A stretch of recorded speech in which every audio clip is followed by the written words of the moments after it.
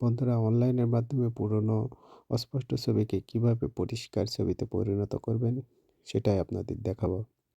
তো বন্ধুরা, প্রথমে ক্রোম ব্রাউজারে যাবেন, গিয়ে এখানে সার্চ বারে লিখবেন কাট আউট প্রো, লিখে সার্চ করবেন।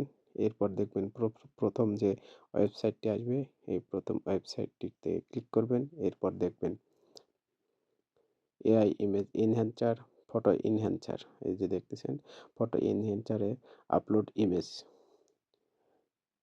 থেকে আপনার কম্পিউটার বা মোবাইল থেকে একটি ছবি আপলোড করে দেবেন।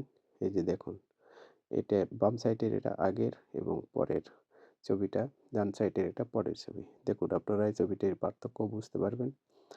যদি ভিডিওটি ভালো লেগে থাকে অবশ্যই লাইক, কমেন্ট এবং শেয়ার করে চ্যানেলটি পাশে থাকবেন।